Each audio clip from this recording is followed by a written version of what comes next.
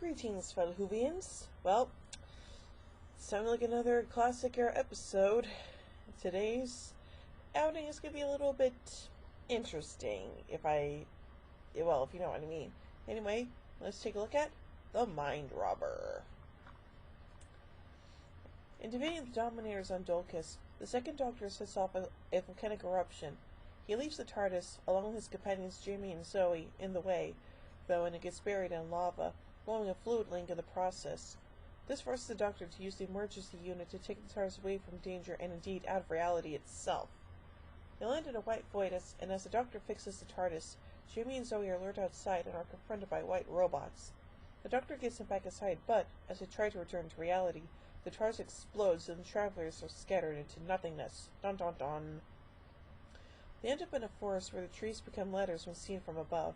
The Doctor, after facing a series of riddles, finds Jamie but accidentally changes his face. They are soon reunited with Zoe and then encounter Lumel Gulliver, who gives them away to life-size toy soldiers.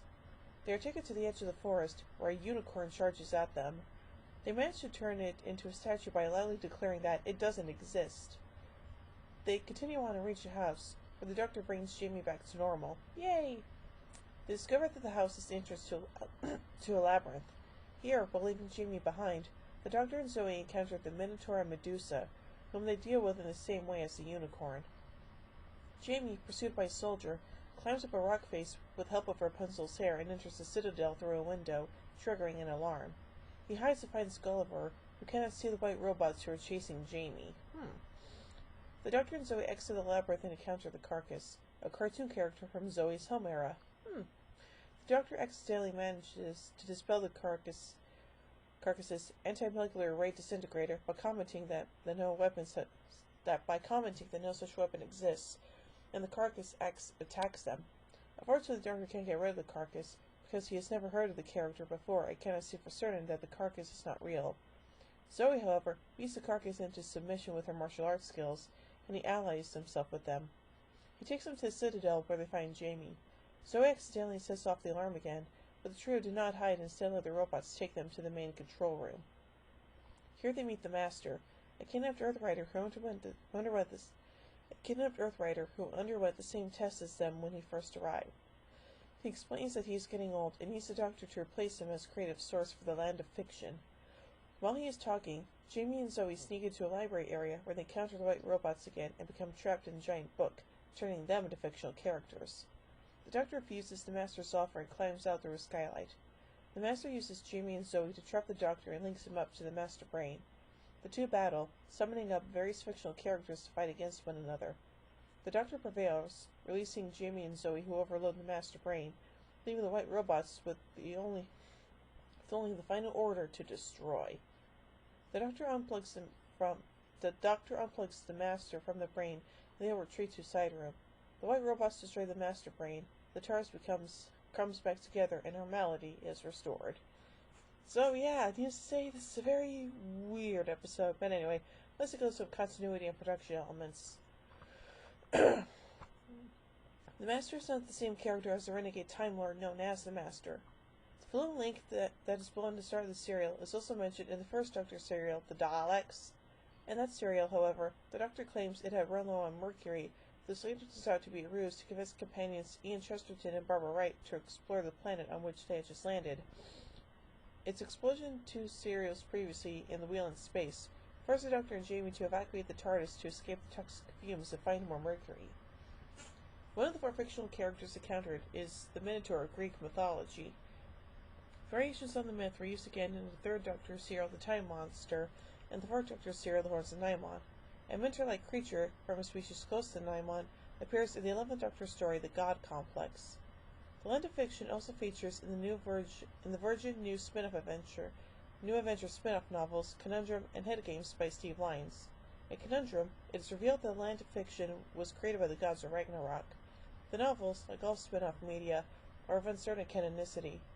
It features once more in the Big Finish Productions audio adventures, City of Spires, Nice Black Agents, The Wreck of the Titan, and Legend of the Cybermen, this time featuring the 6th Doctor, though the protagonist does not realize this until the very end of Titan.